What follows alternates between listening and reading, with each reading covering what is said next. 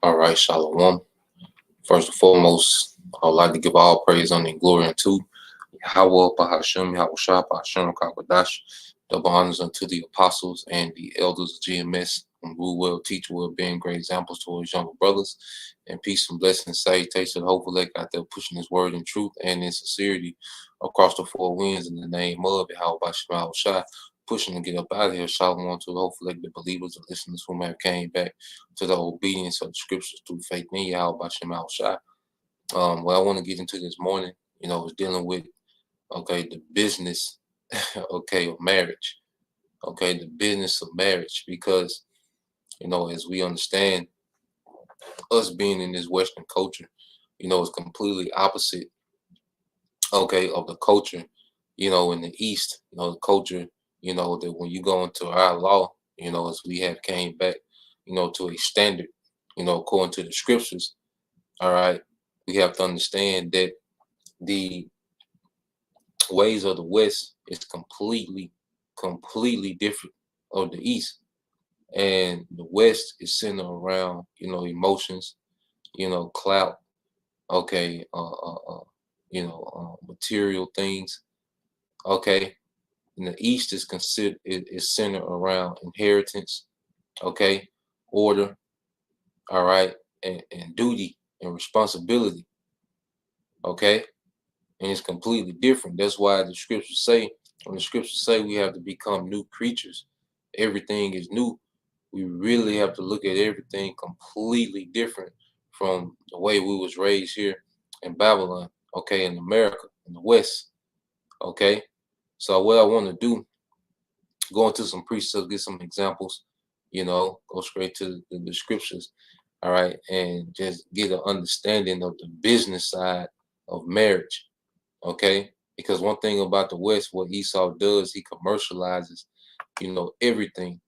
Okay, and turns it, because pretty much he has turned marriage into this fairy tale. Okay, where he has most men and women seeking a goddamn Disney movie fairy tale, and no one is really in tune with responsibility and duty. Okay, in the business aspect of marriage. Okay. That's why in particular culture, marriage, all right, is so important because of the business aspect of it for the nation. Okay. And we're going to get into these things. So let me start here. Okay, let's get the blue letter. Now I want to get some accounts.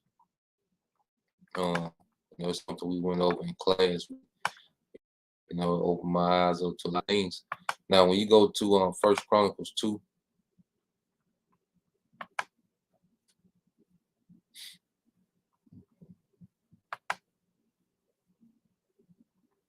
All right. So let's start here, Slack. Oh.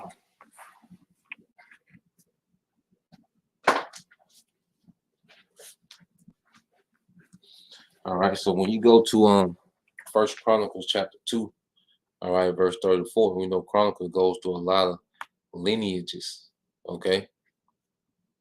So let's go First Chronicles 2 and 34, and it says, now Shushan had no sons, okay, but daughters.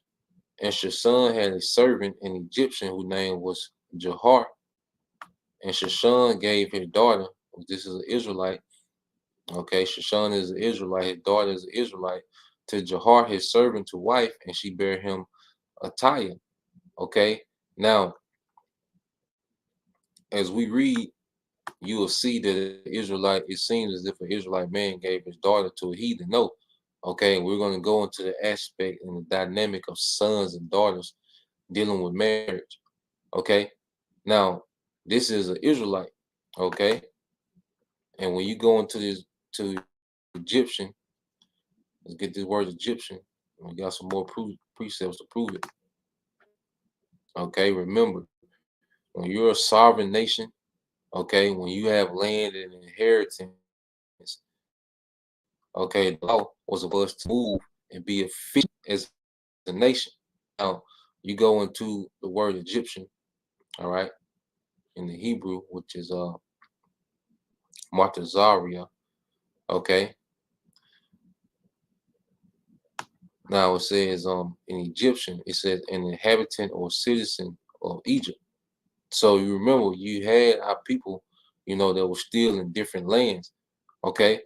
And when they would come back, okay, amongst us, you know, they would either have to be servants until they came up with enough substance to be on their own, okay, or they would be able to prove their registry and get apply the land according to the inheritance of their fathers.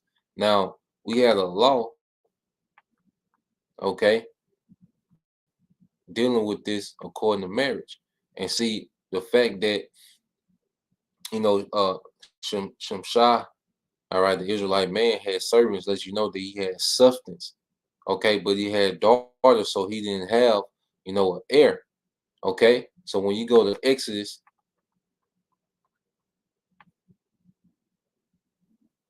all right, 21, because as a man with substance, as a man that has a great house, or a noble house, okay, if you don't have sons, that could be the end of your house. You see? So when you read Exodus 21 and 1, it says, now these are the judgments which thou shalt set before them. If thou buy an Hebrew servant, 6 years shall he serve thee. Okay, a Hebrew servant. This is the law regarding the Hebrew servant. Okay, 6 years he shall serve thee, and in the seventh he shall go out free. All right, for nothing. If he came in by himself, he shall go out by himself. If he were married, then his wife shall go out with him, because you had the year of Jubilee, the 7th year.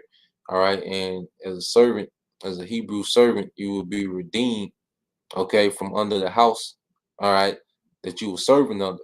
Okay. Now, verse 4, it says, if his master have given him a wife, and she have borne him sons or daughters, the wife and her children shall be her masters, and he shall go out by himself. Because remember, the daughter is a possession of the father. Okay? And if a Hebrew master was to give, his servant a wife, okay, well, the wife and the offspring belong to that master. So now, okay, this master has raised up heirs, okay, through the marriage, okay, of his servant or his daughter, okay. And when you read on, it says the wife and the children shall be the masters, and he shall go out by himself. Yeah, because it was all about forwarding this man's house, okay. And the servant, all right, the Hebrew servant, the male, if he came in with nothing, he would leave with nothing, okay. Everything that when it comes to his wife and children that was given to him, okay, well, that will have to stay within that house, so that inheritance will stay within that house. Okay, one no running off from the plug. You see? So what will happen in certain instances is, hey, Jake would like the situation that they're in, okay, and they didn't want to leave their family, and they will stay. Exodus 21:5, it says, and if the servant shall plainly say, I love my master, my wife, and my children, I will not go free. Then his master shall bring him unto the judges. He shall also bring him to the door or unto the doorpost, and his master shall bear his ear, okay, through within all, and he shall serve him forever. Okay, and what did they do? They kept that inheritance within that house. Okay, so now those grandchildren, okay, will have, okay, a portion of what? The inheritance of their grandfather, and so forth and so on. Okay, it was a business aspect of marriage, especially when you deal inheritance, man. That's why it wasn't no thing now. Was say it's based on emotion. Okay, y'all both like the Cowboys, you know, you know, Wingstop Fridays, which all that's cool. That's the extra that come with it, but the foundation is based off, business and responsibility and duty. Okay, now us as a nation, we don't have inheritance. Okay, a lot of us don't have inheritance of things to pass down.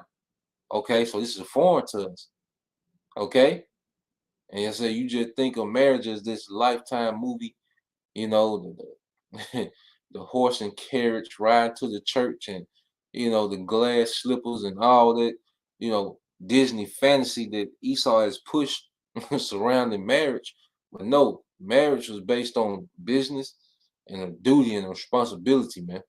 Okay, so to go from there, all right, and there was laws concerning amongst our people. So you had the instances in Second Chronicles, okay, when an Israelite man, all right, which he will be considered the master of their house, gave his daughter to a servant, okay,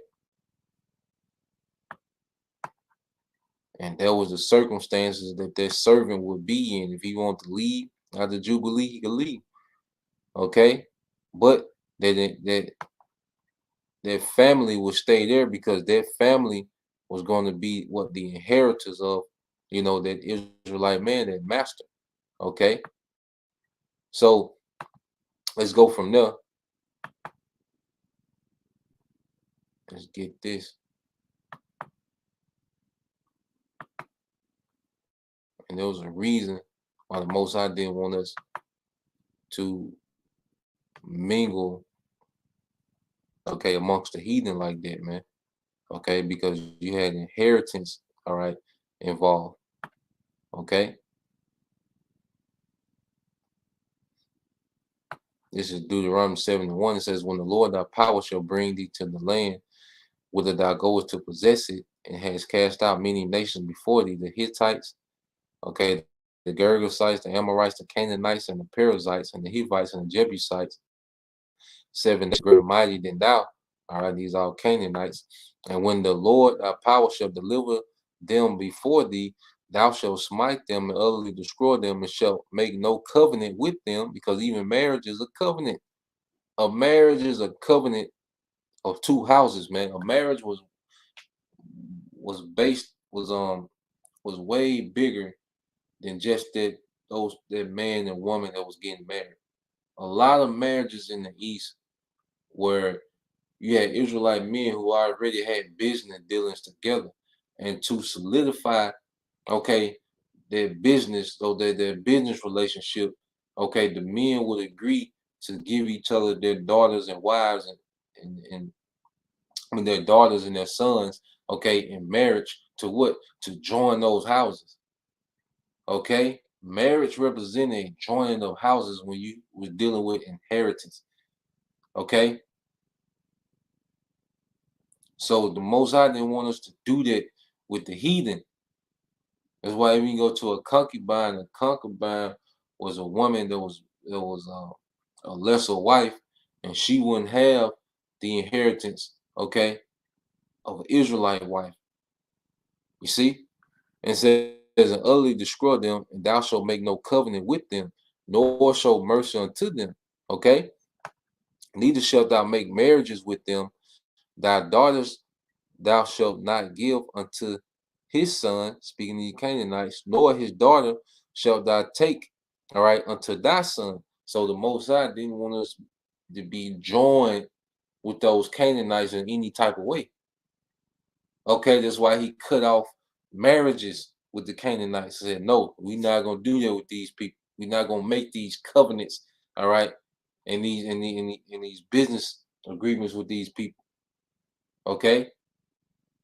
So we were like, no, don't give your sons to their daughters, and don't give your daughters to their sons. And much more important, not giving their daughters into their sons. And we're gonna go into that dynamic. Okay. Because even if an Israelite man took on a heathen wife, okay, like I say, she would be a lesser wife, and the inheritance of that nation would come to Israel. But if an Israelite woman married a heathen man, then her inheritance that she will receive from her father would go to a heathen nation. Okay, that's why our daughters, the women of Israel, were completely forbidden to deal with heathens, man, because that would diminish, okay, the inheritance of the nation overall if that kept happening over and over and over again. So that was wasn't permitted to happen. Okay, now let's go here to Numbers. Okay, this is the book of Numbers.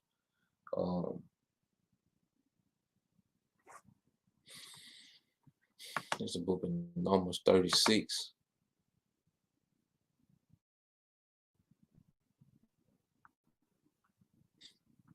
Okay, now you see the title. What does it say? Inheritance by marriage.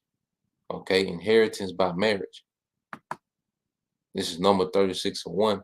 It says, and the chief fathers of the families of the children of Gilead, okay, the son of Machir, the son of Manasseh, of the families of the sons of Joseph came near and spake before Moses and before the princes, the chief fathers of the children of Israel.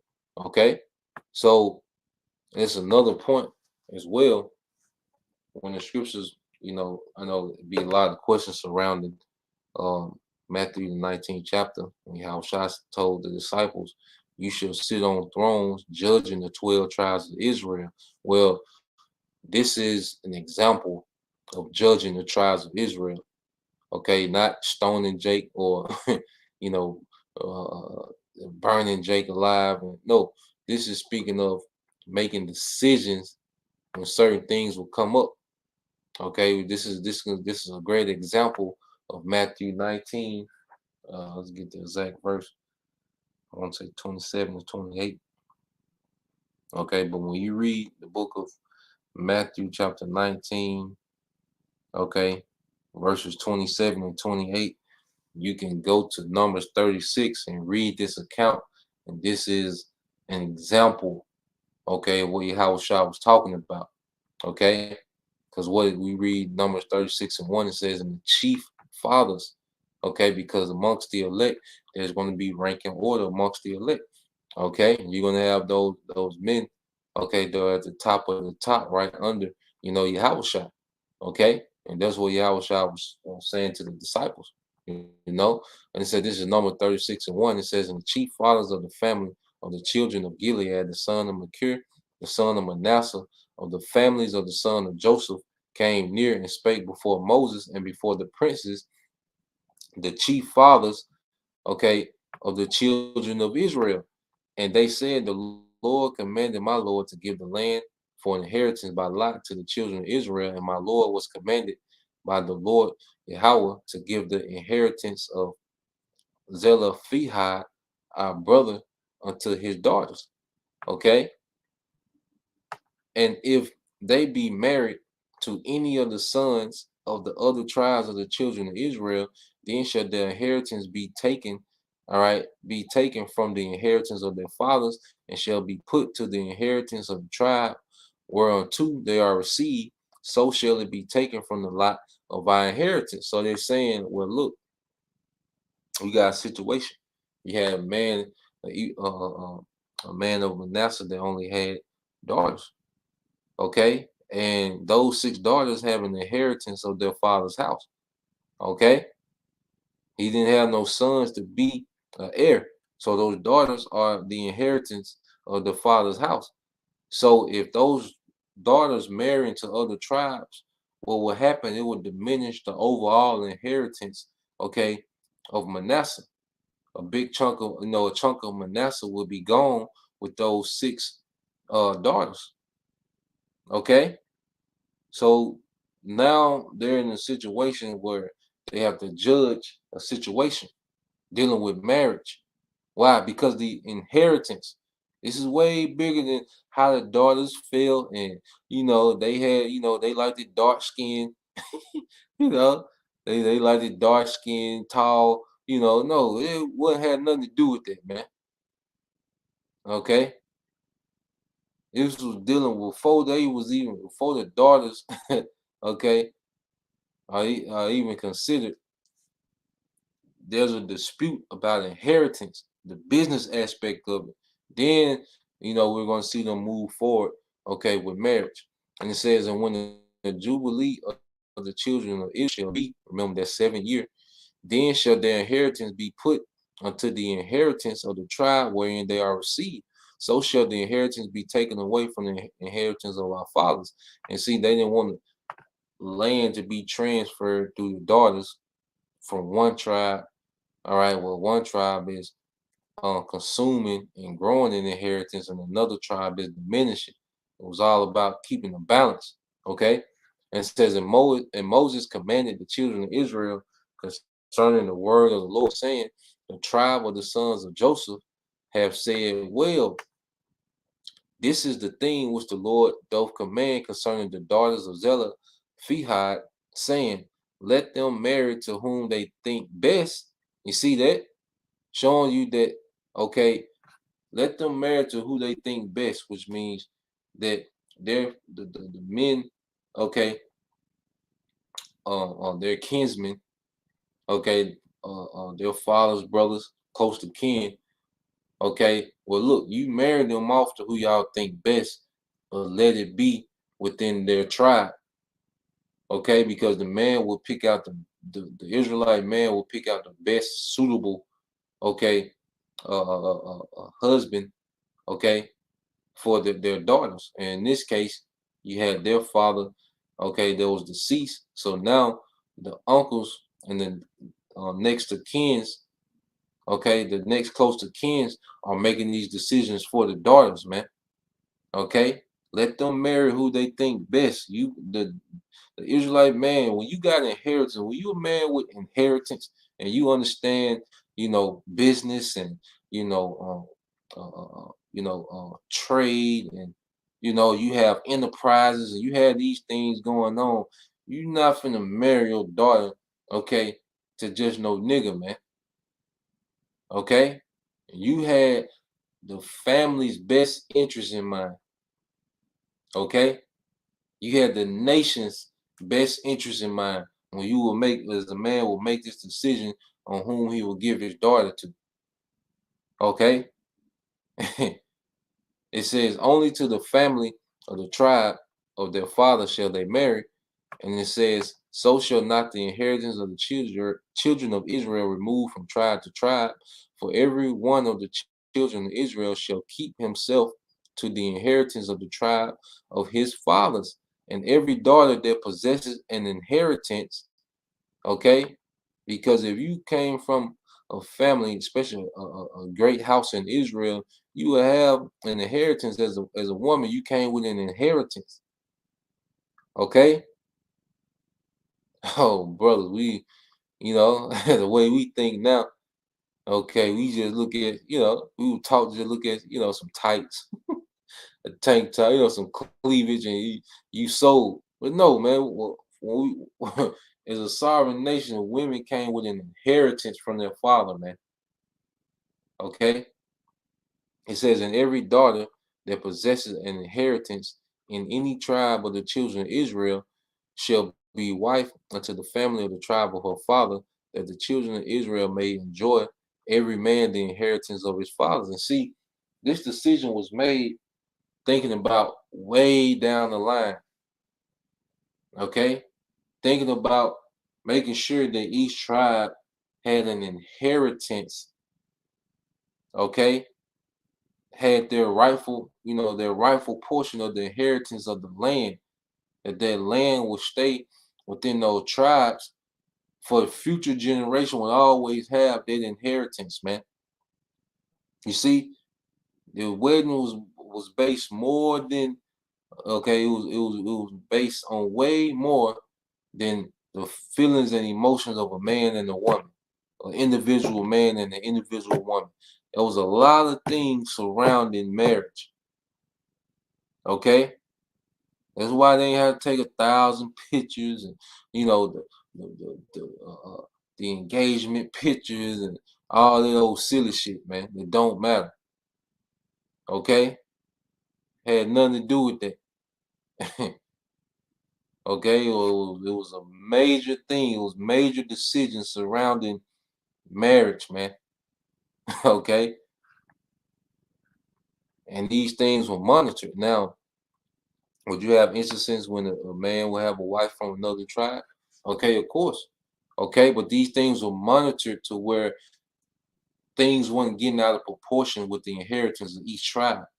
Okay, it says, neither shall the inheritance remove from one tribe to another, but every one of the tribes of the children of Israel shall keep, all right, himself to his own inheritance, man, because each tribe is likened unto a nation. Okay, and that inheritance was important. All right, so let's go from there. Um, let's get this account in Joshua.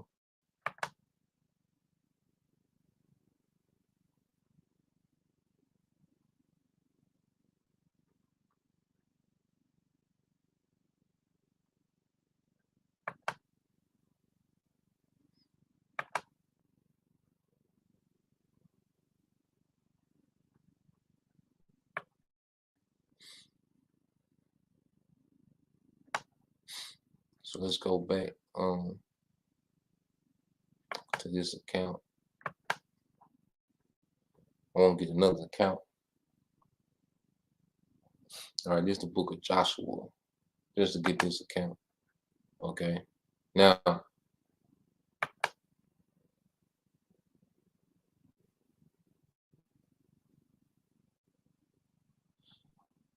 so I hope this is making sense. If it makes sense so far, let me know.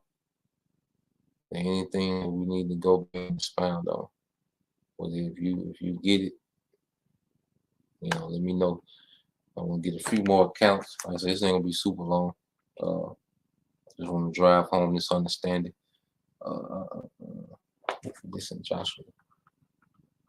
And let me know if we good, if we getting it, if we understand it. You know. Um,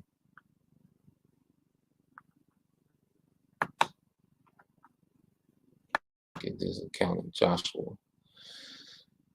Okay. Now, what we have to understand, okay, dealing with Joshua. I mean, we're dealing with Caleb. We're in the book of Joshua, but dealing with Caleb. Caleb was a great house, okay, amongst Judah. Caleb had a major portion of inheritance due to his, belief, his faith and his loyalty. Him, he had the good report of wanting to take the land, okay, when the spies first went out. Okay, he wanted to take the land. Okay, he had a good report, and he was blessed with a major portion, okay, of inheritance when they started to divide the lands amongst the tribes. Okay, so this is dealing with the house of Caleb. Now this is Joshua 15:13. It says, unto Caleb the son of Jephunneh he gave a part among the children of Judah, according to the commandment of the Lord, to Joshua, even the city of Arbar, all right, the father of Anak, which is Hebron. Okay, and Caleb drove thence the three sons of Anak, Shishai and Anak and Talmai, the children of Anak, which are heathens, and he went up thence to the inhabitants of the bar, and the name of the beer was before uh Gerja Gajah Shafir. And it says, and Caleb said, he that smiteth Gajah Shafir, okay, and taketh it, to him will I give Ashka, my daughter, to wife. Okay. So Caleb is pretty much, putting an incentive of taking the city. Okay, like any man that take the city, you can marry my daughter. Why was it, a prize to get his daughter? Okay, because why she will have a great inheritance because her father's house was great. You see, so he put that out there just like Saul. You remember Saul said anybody that killed Goliath can have my daughter Micah, which David, got Micah. All right. Verse 17, it says, and Othniel, the son of Kenaz, the brother of Caleb, took it and gave him Ashash, his daughter, to wife. Okay?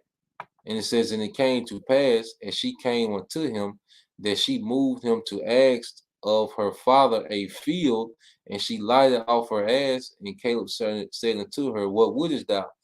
Who answered, give me a blessing, for thou hast given me a southland. Give me also the springs of water. And he gave her the upper springs and the nether springs. So pretty much he gave her a piece of paradise, man. Okay, look, you that's what you want? Cool, bet.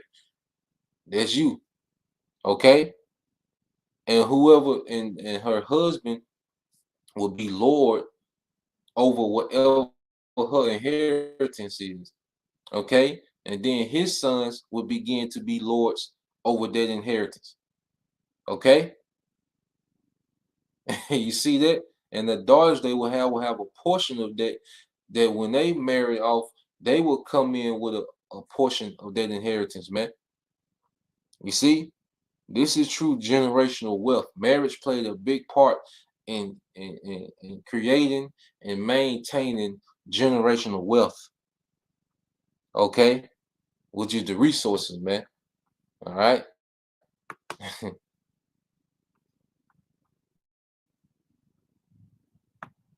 So now let's go from there and let's get